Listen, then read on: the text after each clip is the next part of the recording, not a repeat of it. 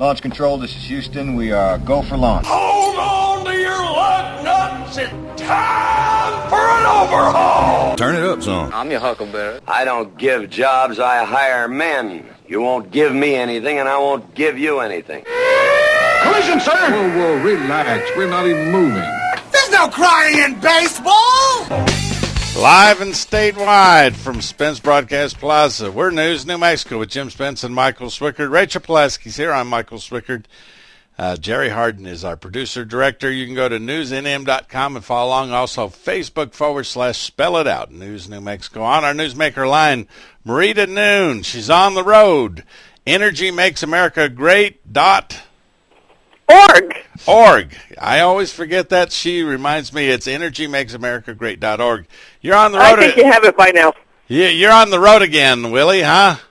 Yeah, I am on the road again. I'm actually off the road because I landed here, figuratively speaking, because I was driving, but I landed here at about 11 o'clock last night. I'm in Farmington this week. Okay, and so they have the Four Corners Oil and Gas Conference. It begins tomorrow. That's correct, and I'm doing a radio interview here in the area at 9:30 this morning, speaking at the Rotary Club at noon, and setting up for my little booth at the Four Corners Oil and Gas Conference. All right, so, and they're talking about the shale gas development, insurance, wireless communications, field compression optimization, all that kind of stuff. But all that overall, technical stuff that I know nothing about. Oh, well, but you know energymakesamericagreat.org.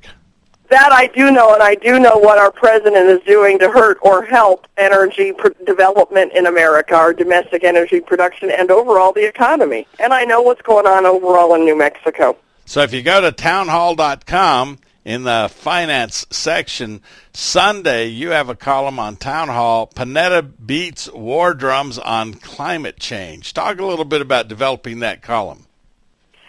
Well, you know, I was pretty shocked. I'm going to digress slightly here, because I know we have 3 segments this morning, so I have a little time to play. But it's about this time of the week when I start to think, okay, what am I going to write this week? What am I going to write this week? And so last week, of course, I was thinking, what am I going to write? What am I going to write? When on Thursday, this piece of news came out that Leon Panetta, Secretary of Defense, came out with a statement that climate change is a risk to national security. And it's like, wait a minute, Leon Panetta is talking about climate change, not Lisa Jackson of the EPA, who always talks about it, or even Stephen Chu, Secretary of Energy, or even Ken Salazar, Secretary of the Interior, but Secretary of Defense? Why is he talking about climate change? And so that got me looking at the whole climate change as an issue, and I realized as I was writing it, you know, on the national news front, we haven't really heard much about climate change in a while. We hear a lot about gas prices lately. We hear about drilling and things like that, but climate change has kind of been off the radar. But I'm going to the 7th International Conference on Climate Change later this month, where I'll have the privilege of talking to you from Chicago. And so, the whole climate change idea perked my interest. Well, I go back to the very first Earth Day. And remember, it was a Tuesday afternoon, and we were talking about global cooling was going to kill everybody on the planet by 1975, 5 years from then. And I don't think I was alive then. I was thinking to myself at the time, oh, shuckins, I just get a college degree and then we're all dead. Doggone it, if I'd known this a little earlier, I wouldn't have, studied so. But and they said if we don't die by 75, then we'll die by 1980. And they had all these projections. And, of course, they did it on the 100th anniversary of Lenin's birthday, and so it doesn't take much to figure out. I mean, it wasn't they did it on that weekend. They did it on a Tuesday afternoon, so they were picking on Lenin's 100th anniversary of his birth for a political reason. Right, and every 5 years they extend it. Okay, if it doesn't happen in 5 years, it's going to happen 5 years after that. Years, yes. Or 5 years after that. So this has been going on since the 70s. Every 5 or 10 years, if we don't reach that mark, it'll be after that one. Here we are 30 years later. Same thing, nothing's 40 happened. 40 years later. Only now we're warming. I mean, back then it was we were cooling. I wrote a piece when I very first got involved in energy issues 5 years ago. One of the early pieces I wrote is I got my hands on a book called The Cooling, which was written in the early 70s. And when I read what it said on the back of that book about the climate changing, etc., if you just replace the word with cooling with warming, it sounded like the exact same thing they were saying today. And it was the book was, obviously 30, 40 years old. Yep. And there was a guy, Niels Winkless, I think his name, and he had Climate and the Affairs of Man. I still have that book. And again, he's on the wrong side of it because he thinks everything's cooling down. Does he still think everything's cooling down, or was that his book at the time? He was dead a long time ago. He was dead a long time ago, but the book, I kept that Must be book. why I haven't heard of him. Yeah, his phone calls have tapered off. He's been dead a while. Well, there was a global warming play, in the early 1900s, late 1800s? Yes. It was at the beginning, the progressives said global warming early, but of course they were looking for slightly different things, a few less locomotives, Tidal waves. They were talking tidal waves and large amounts of earthquakes and volcanoes, and we were all going to die very soon. And of course, that didn't happen. And 100 years later, here we are. Here we 200 are. years later.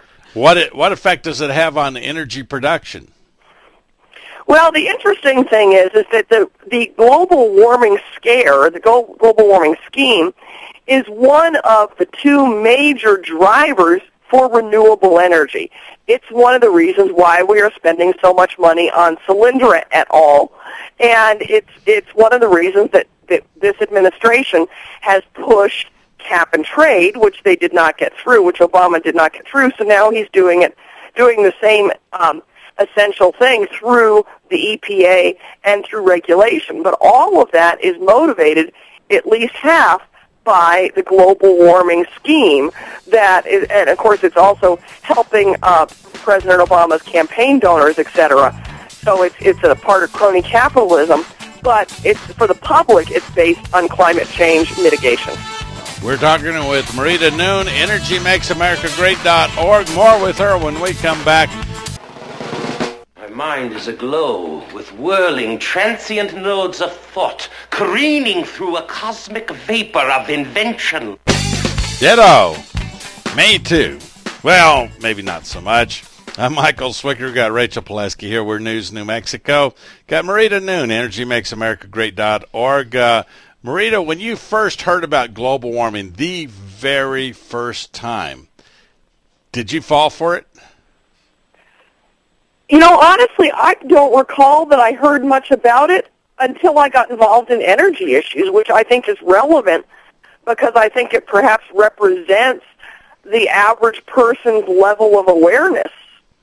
But no, so therefore I would have to say, no, I didn't fall for it, but I really don't recall hearing about it until I got involved in energy issues. Well, Michael and I were just on the break, and he was asking, Rachel, when you first heard about it, did you believe it? And no, I heard about it right away, and I was telling him I could not grasp the concept that we as humans were changing the climate of this planet. And to think that we could actually control it and control the planet, I could not grasp that. No way. It is rather arrogant, isn't it? It is. And 100 years ago, we had preachers saying this thing. They were talking fire and brimstone.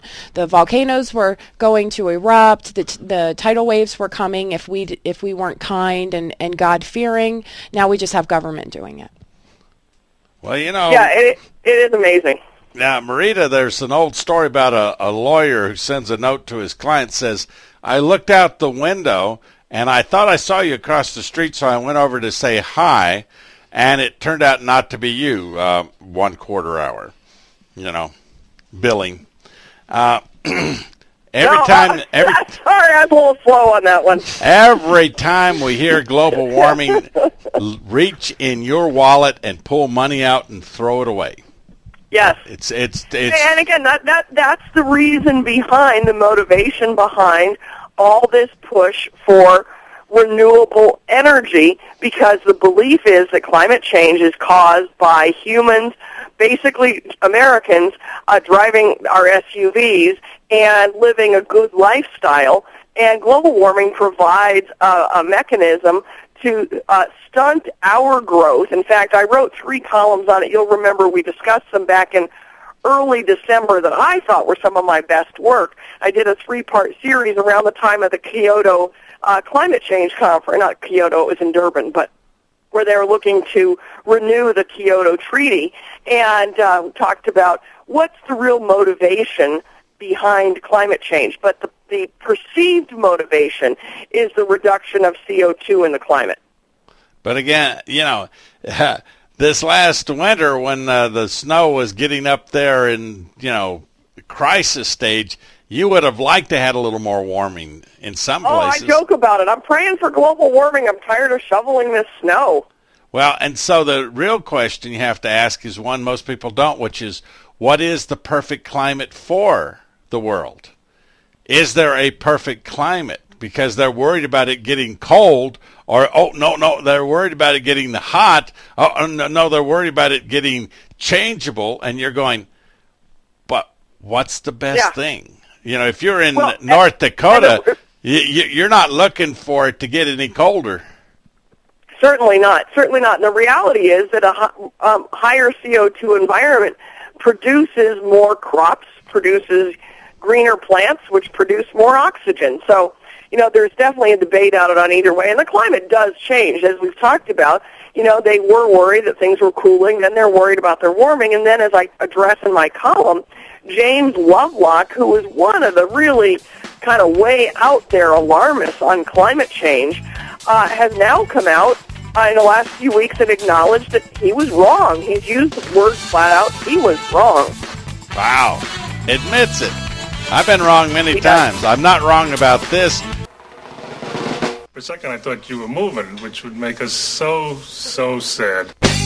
No, she's on the road. It's Marita Noon, EnergyMakesAmericaGreat.org. We're News New Mexico. I'm Michael Swickard. We have Rachel Pulaski here and Aaron Henry Diaz. So, Marita, with all these like-minded people together, do you think there's something that comes out of this other than people realize they're not alone with the problems they're having with government? You mean the climate change conference coming up at the end of this month? No, at the conference you're in starting tomorrow. You're in at Farmington. At the Four Corners Oil and Gas Conference. Yeah. One of the things I'm going to talk about is the impact that regulation has directly on the state of New Mexico and the direct economic impact.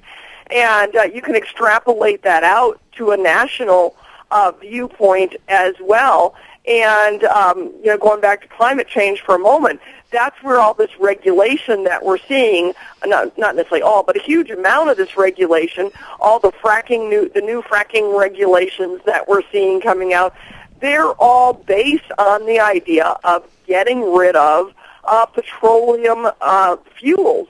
And because those petroleum fuels supposedly cause climate change. And that's why that is a big issue. And I hope to kind of hit that home with the folks here and say, you know what, we can't just roll over and play dead on these regulations. We need to fight them. We need to draw the public's attention to them. And I do believe we, you and me included, are having some success at this, that the public is beginning to realize these regulations have gone way too far. It's not that we should have no regulations, but that they have gone way too far. So we're talking about best practices. If you look at other countries that have oil and gas operations, are they as stupid as we are? Well, it depends on which country you look at. Most of them that are blessed as we are with riches and natural resources are extracting those riches. Russia just tied up a new deal with Statoil in Norway I believe it was just yesterday it was reported that they're tying up the resources for their benefit and for their use. China's going out all over the globe and buying up the rights to natural resources. Now, in one sense, we in America are sitting on them, so we have our natural resources. But you know what? This is the time to be extracting them because we're in an economic war. Marita, You know, there's, especially with the presidential election, we have a lot of conservatives saying that they want to ban federal entities such as the EPA and things. Can we still have decent regulations while we ban federal entities like the EPA? Can the states just handle it without a federal standard? We see that currently with fracking. The EPA is trying to have fracking regulations where, for example, different states, Wyoming is one, where they do have fracking regulations currently that protect the people. And again, I'm not an opponent of all regulations, but we do have ideology that is being put through the EPA, and that is what has brought the real rebellion against the EPA and people saying get rid of the EPA, get rid of the EPA, is that they're pushing an ideology over reality. And that's where the real concern comes in. And the states, I mean, we're looking at in New Mexico our Sand Dune Lizard issue. And, you know, the oil industry has been working to protect the Sand Dune Lizard, spent millions and millions of dollars on this. And this is a state issue. It's going to impact the state and our state economy drastically. And it's something that the state should be handling. Well, we've been talking with Marita Noon, EnergyMakesAmericaGreat.org. Every Tuesday, second hour, we talk with her. Thanks so much for what you do, Marita. My pleasure. It's good to be with you. Thank you so much.